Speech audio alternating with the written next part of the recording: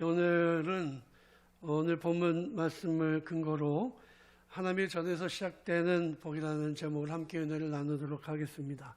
하나님의 은혜와 우리 주 예수 그리스도의 평강이 오늘 예배를 드리는 태원의 모든 성도 여러분들과 가정 위에 가득하시기를 주님의 이름으로 축원합니다. 아시는 것처럼 돌아오는 7월 첫째 주일은 우리 교회의 37번째 되는 생일입니다. 지금까지 교회가 세워지고 난 이후에 우리 태원의 모든 성도들은 태원교회를 중심으로 신앙생활을 해왔습니다. 우리가 누군가요? 그러면 우리는 그리스도인이고 우리는 태원인이다. 우리 감리교인이다. 제가 말씀 나눴던 것을 기억하실 것입니다. 이 세상에 있는 모든 것들은 어떤 중심축을 중심으로 움직입니다. 여러분 예를 들어 보면 지구는 태양을 중심으로 도는 거죠. 그래서 태양으로부터 에너지를 공급받습니다. 달은 지구를 중심으로 해서 돕니다. 사람들은 무엇을 중심으로 움직일까요? 학교도 가고 직장도 가고 여러 가지 다양한 곳에 가지만 결국에 밤이 되면은 돌아오는 곳 집이죠.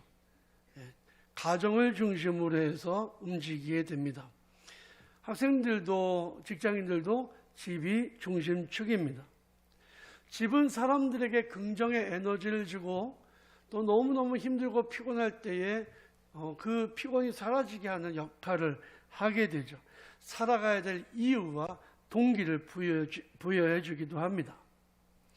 그런데 세상 사람들에게는 없는 우리들에게만 있는 정말 중요한 중심축이 있습니다.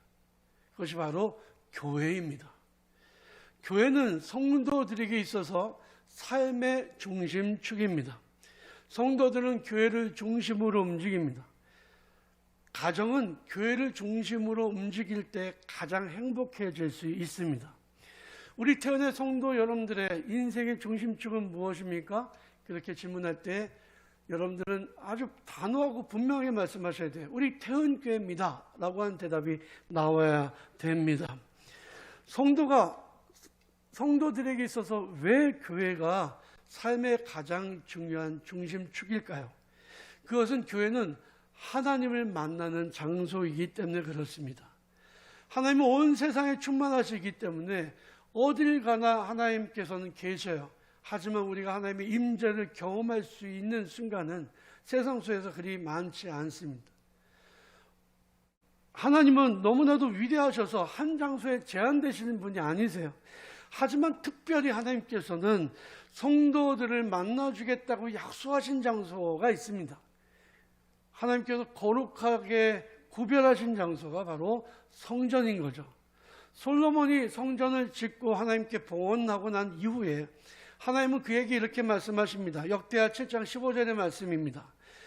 이제 이곳에서 하는 기도에 내가 눈을 들고 귀를 기울이리니 이는 내가 이미 이 성전을 택하고 거룩하게 하여 내 이름을 여기에 영원히 있게 하였습니다. 내 눈과 내 마음이 항상 여기에 있으리라. 사랑하는 성도 여러분, 우리 태원교회에 하나님의 마음이 항상 이곳에 있고 하나님의 눈이 이곳에 있음을 믿으시기 바랍니다. 하나님의 눈과 하나님의 마음이 항상 있는 곳, 그것이 거룩하게 성별된 하나님의 집이에요. 우리 태원교회는 솔로몬이 지은 성전은 아니지만 예수 그리스도께서 피로 값주고 사신 거룩한 교회입니다. 우리가 이 예배당을 하나님 앞에 봉헌하고 올려드렸고 이곳에서 우리가 지금까지 계속 신앙생활하면서 주님을 만나고 있습니다. 주의 음성을 듣고 있습니다. 그렇기 때문에 우리 이 태원교회가 우리들에게는 정말 중요한 신앙의 중심축이라는 거죠. 하나님께서는 이 거룩한 장소에서 하나님이 택하신 자들을 만나주시고 그들에게 복을 내려주시는 것을 믿으시기 바랍니다. 오늘 본 말씀의 배경은요, 이스라엘 백성들이 망하고 포로가 되어서 바벨론에 끌려갔다가 70년 만에 귀환한 그 이후의 일을 기록하고 있습니다. 이스라엘 백성들은 하나님의 약속의 말씀대로 고레스 황제의 칙령에 의해서 다시 팔레스타인 땅으로 돌아오게 됩니다. 돌아왔을 때 그 예루살렘과 유다 땅은 그야말로 폐허가 되어 있었죠. 돌아온 백성들이 가장 먼저 해야 될 일이 무엇이었을까요? 백성들이 가장 먼저 한 일은 자기들의 집을 건축한 일이었습니다. 물론 자기 집이나 주거가 안정되는 것은 정말 중요한 일이죠. 자기 집이 이렇게 잘 마련되지 않으면 이게 삶이 참 힘든 겁니다. 제가 언뜻 보니까 이 면목사동의 빌라 가격이 24평짜리가 7억이 넘더라고요. 그럴 줄 알았으면 제가 빚이라도 내서 집을 좀 사놓는 건데, 이 집이 주거가 안정이 안 되면 사람들은 불안해요. 자꾸 세를 올려줘야 되고 이사 다녀야 되고 얼마나 힘든 일인지 모릅니다. 사실 이스라엘 백성들도 팔레스타인 땅에서 이제 돌아와서 살지만 자기 집이 없으면 어려우니까 집부터 짓기 시작한 거예요. 바닥을 고르고 기둥을 세우고 벽을 붙이고 그리고 지붕을 올렸습니다. 할 수 있는 대로 힘을 다해 집을 지어 나가고 여력이 있으면 집을 좀 더 예쁘게 꾸미기 시작했어요. 그런데요, 그들에게는 그보다 더 중요한 일이 있었다는 사실을 그들이 잊고 있었습니다. 그것은 바로 신앙의 중심축을 다시 세우는 일이었다는 거예요. 유대인들에게 있어서 신앙의 중심은 바로 하나님의 성전이었습니다. 70년 만에 돌아온 유대인들이 본 것은요, 솔로몬 왕이 지은 그 성전이 다 무너져 내려서 여우와 승냥이들이 뛰노는 장소가 되었다는 거죠. 그들은 돌아왔지만 몸만 돌아온 거예요. 그런데 영혼은 어디로 갔는지 사라져버리고 신앙이 회복되지 않았습니다. 그냥 그들은 되는 대로 살았습니다. 힘이 생기는 대로 자기들의 집을 꾸미는 데만 정신이 없었습니다. 그들은 예배가 회복된 일에 전혀 관심이 없었습니다. 그때 하나님께서는 학개 선지자에게 이렇게 말씀하십니다. 이 성전이 아직도 폐허로 남아있는데 너희가 멋진 집에서 사는 것이 옳으냐? 너희가 스스로 자기의 행위를 살피라.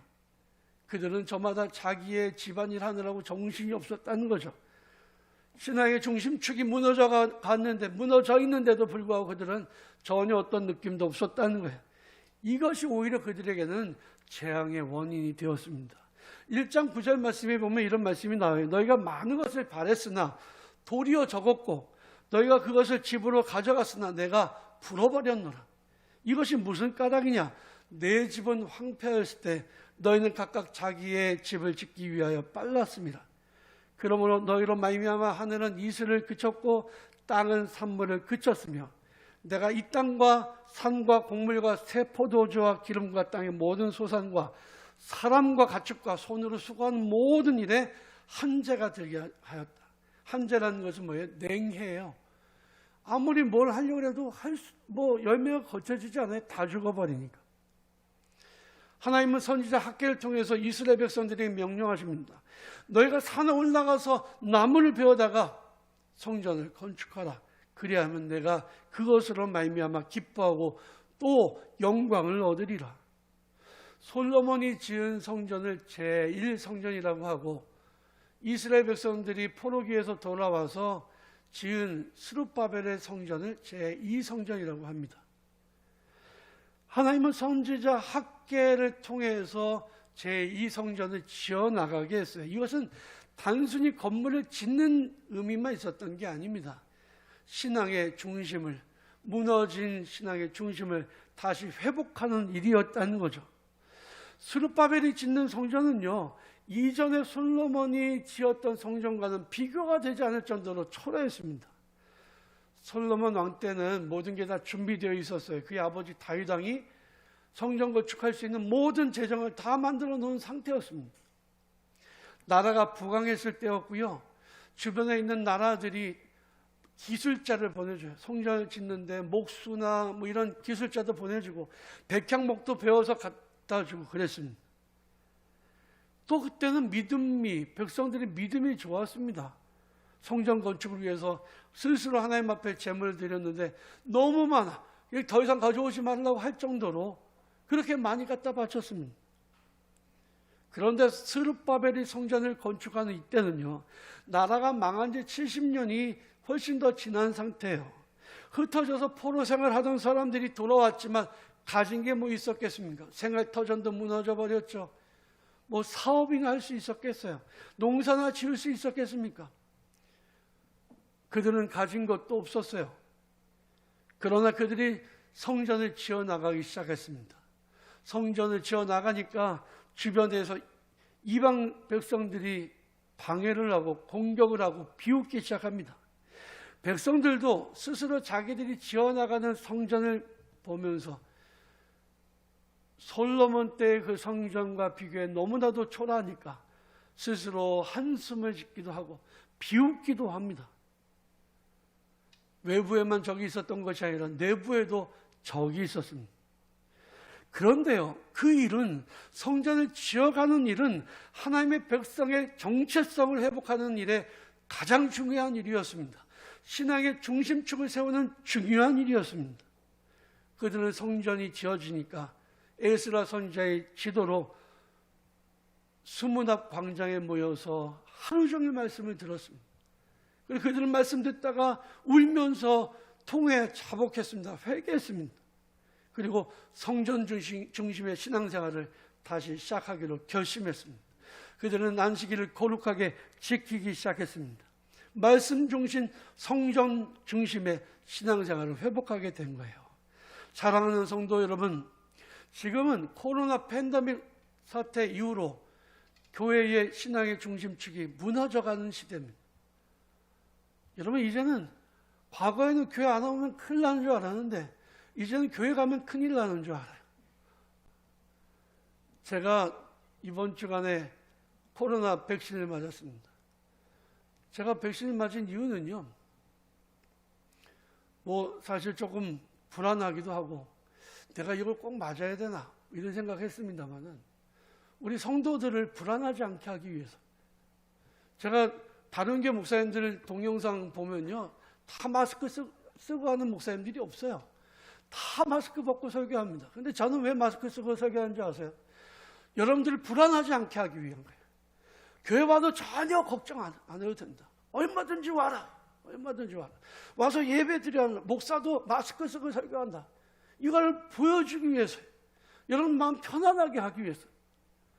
근데 여름이 돼가니까 숨을 쉴 수가 없어요. 설교하면서 너무 힘들어. 그래서 백신을 맞으면 전염이 안 된다니까 제가 백신을 맞은 겁니다. 근데 여러분, 이전에는 교회 안 가면 큰일 나는 줄 알았는데 이젠 교회 가면 큰일 나는 줄 아는 시대가 되었다. 신앙의 중심축이 무너지고 있습니다. 이걸 다시 세워야 됩니다. 우리 성전 중심의 예배를 다시 회복해야 됩니다. 전 코로나가 시작되기 전에 코로나 시대를 대비했습니다.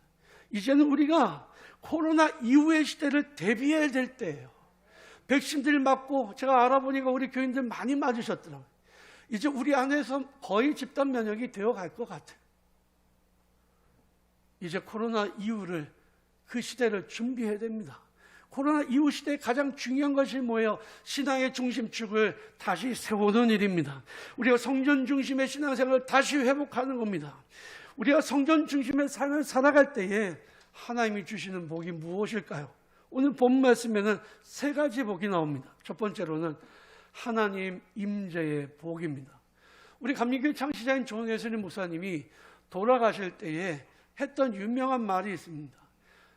내 평생에 가장 좋았던 것은 하나님께서 나와 함께 하심이었다. 임마누엘의 축복을 받은 거, 이게 너무너무 행복했던 일이라는 거예요. 오늘 본문 5절 말씀에 보니까 너희가 애굽에서 나올 때에 내가 너희와 언약한 말과 나의 영이 계속하여 너희 가운데 머물러 있나니 너희는 두려워하지 말지어다 그랬습니다. 내가 너희와 항상 함께 머물러 있다. 내 말이 너희와 함께 하고 있고 내 약속이 너희와 함께 하고 있다라고 말씀하고 있는 거죠. 베트남 축구는요, 과거에 삼류 축구로 인정도 안 해줬어요. 어디 명함도 못 내밀었습니다. 근데 어제 뉴스를 보니까 베트남이 월드컵 최종 예선에 거의 나갈 수 있게 됐더라고요. 지금까지 시합을 했는데 9번 싸워서 다 이겼어요. 대단한 일이잖아요. 뭐 베트남 국민들이 아주 난리가 나고요. 우리나라 사람들도 난리 났습니다. 우리나라 사람들은 박항서 감독한테 빨리 나오라고 난리가 나고, 대접도 못 받으면서 왜 거기 있냐고. 베트남 사람들은 야, 정말 이런 기적은 없었다라고 막 칭찬합니다. 이유와 원인이 무엇일까요? 이구동성으로 꼽는 것은 딱 한 가지예요. 베트남 축구 대표팀에 박항서 감독이 있기 때문이라는 거죠. 박항서 감독은 굉장히 믿음이 좋은 사람이에요. 베트남 대표팀을 갈 때 기도하고 갔다는 거 아닙니까? 하나님이 가라고 해서 갔다는 거 아닙니까? 가서 응답받고 가서 그 베트남 축구팀을 지금 그렇게 성장시켜 놓은 거거든요. 한 사람의 능력 있는 사람이, 믿음의 사람이 가니까 그 팀이 복을 받는 거예요. 우리나라 축구팀에도 기적이 일어났던 적이 있었죠. 지금 뭐 많이 잘하는데, 과거에 2002년 월드컵 이전에는 우리나라 축구팀이 이렇게 잘하지 않았어요. 뭐 세계 대회 나가면 맨날 그냥 어려움 당하고 그랬잖아요. 근데 기적이 일어났죠. 월드컵 4강까지 올라갔지 않습니까? 여기에는 그 세 가지 은혜가 있었다고 저는 생각합니다. 첫 번째는 히딩크 감독이 있었기 때문에. 히딩크 감독이 있어서 4강까지 올라갈 수 있었던 거예요. 또 하나의 은혜는 심판의 은혜죠. 심판이 판정을 잘해줘가지고 올라갈 수 있어. 또 하나는 하나님의 은혜였습니다. 여러분, 만약에 히딩크가 우리나라에 없었다면, 대표팀이 없었다면 4강까지 올라갈 수 있었을까요? 아마 어려웠을 거라고 생각합니다. 훌륭한 한 사람, 그 인물 한 사람, 그가 있는 곳에서 그곳을 변화시킬 수 있다면, 우리의 창조주이시고 온 세상의 주인이신 하나님이 우리와 함께 하신다는 건 얼마나 우리에게 큰 힘이 되는 거냐는 말입니다. 하나님이 우리와 함께 하신다면 우리는 모든 것이 가능해요. I can do everything. 모든 걸 할 수 있다는 거예요. 우리는 사도 바울처럼 이렇게 고백하게 됩니다. 내게 능력 주신 자 안에서 내게 능치 못할 일이 없다. 우리 인생에 있어서 가장 최고의 순간은 무엇일까요? 하나님이 우리와 함께 하신다는 그 순간이에요. 우리가 성전 중심의 신앙생활을 할 때에 하나님 우리와 함께 하신 것을 믿으시기 바랍니다. 둘째로 재물의 복입니다. 여러분, 부자가 되는 게 복일까요? 저주일까요? 부자가 천국에 들어가기 어렵다는데 그게 복입니까? 예수님 말씀하셨잖아요. 부자도 부자 나름이에요. 거룩한 부자가 있고요, 거지 같은 부자가 있거든요. 어떤 분이 쓴 책에 보니까 부자의 종류도 한 8가지인가 되더라고요. 그런데요, 성경적인 원리는 하나님의 백성들이 점점 더 잘 되는 게 하나님의 축복의 원리인 거예요. 여러분, 이삭이 기근과 가뭄을 만나서 블레셋 땅으로 옮겨왔는데 그해 1년 만에 100배의 복을 받았습니다. 그래서 그 땅에서 거부가 되었습니다. 하나님은요, 하나님의 백성들이 땅에서 빌어먹고 사는 것을 원하지 않으세요. 잘 되기를 원하십니다. 하나님의 백성들이 땅에서 복받고 잘 되라고 하나님께서는 복을 계속해서 우리에게 내려주고 계셔요. 그러니 우리는 하나님의 복을 받아서 땅에서 거룩한 부자의 축복을 누리며 살아야 될 줄로 믿습니다. 사람들은요, 은이나 금 같은 금속을 좋아해요. 왜냐하면 그것이 그가 가지고 있는 재산의 가치를 나타내 주기 때문이죠. 사람들은 돈을 벌기 위해서 온갖 힘을 다합니다. 돈을 벌어야 잘 살 수 있다고 생각하기 때문입니다. 그러나 하나님 말씀은 오늘 본 8절 말씀 보니까 이렇게 말씀하십니다. 은도 내 것이요 금도 내 것이니라. 만군의 여호와의 말이니라. 은도, 금도 하나님의 거예요. 이 세상에 있는 모든 것이 다 하나님의 것이라는 사실을 여러분들 우리는 기억해야만 될 줄로 믿습니다. 하나님은 돈을 따라 살지 않고 성전 중심으로 하나님 말씀 중심으로 살아가는 사람들에게 필요한 대로 돈도 주시고 필요한 것들 쓸 것도 주시는 분이신 것을 여러분들 믿으시기 바랍니다. 성경은 독생자도 아낌없이 우리에게 주신 하나님께서 그 아들 예수 그리스도와 함께 이 모든 것을 우리에게 선물로 주지 않으시겠느냐라고 말씀하고 있어요. 여러분, 성전 중심으로 살아가는 사람들은 성전을 통해서 주신 하나님의 복을 받게 되는 것을 믿으시기 바랍니다. 그러므로 예수님께서 이렇게 말씀하십니다. 너희는 먼저 그의 나라와 그의 의를 구하라. 그리하면 이 모든 것을 너에게 더하시리라. 마지막 세 번째로는 평강의 복입니다. 우리 성전 중심의 삶을 살아갈 때에 주님께서 주시는 평강의 복을 받아 누리게 된다는 거죠. 9절 말씀에 보니까 이 성전의 나중 영광이 이전 영광보다 크리라. 만군의 여호와의 말이니라. 내가 이곳에 평강을 주리라. 만군의 여호와의 말이니라 그랬습니다.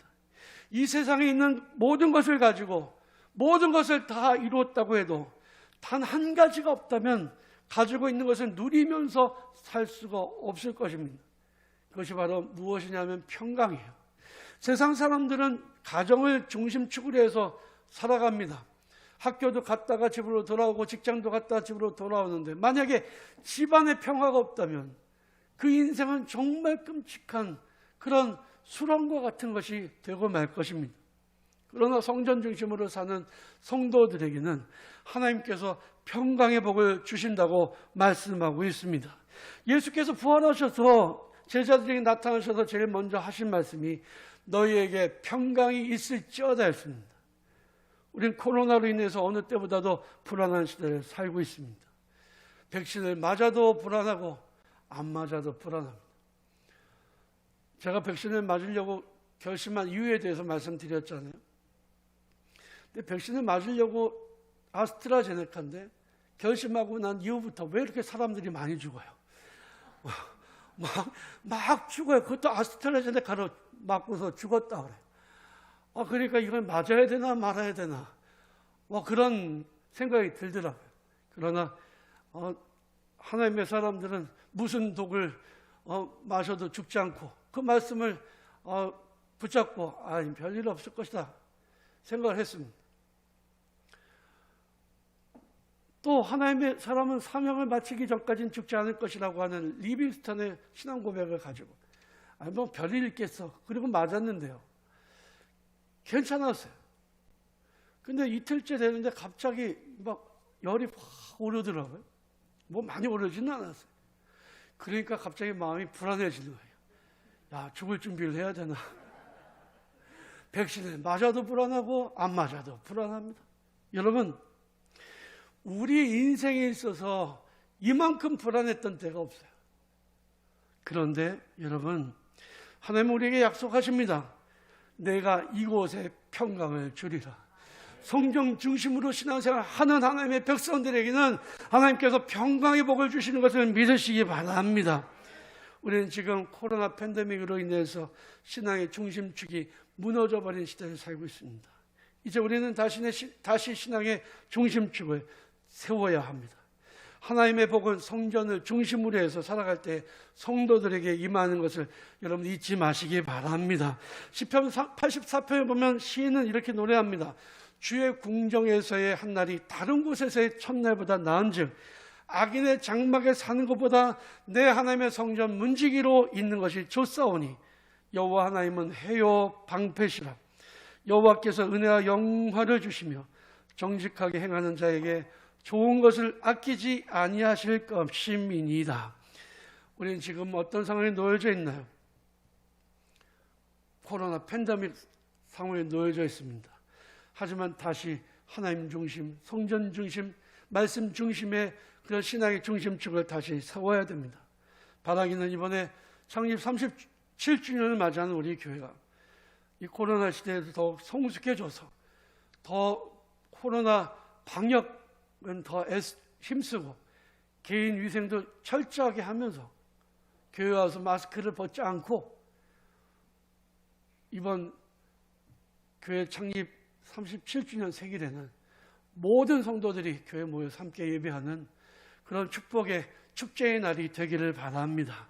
성전 중심의 신앙생활을 통해 하나님께서 주시는 놀라운 은혜와 복이 우리 사랑하는 태안의 모든 성도들의 가정과 삶 속에 충만히 임하시기를 주님의 이름으로 축원합니다.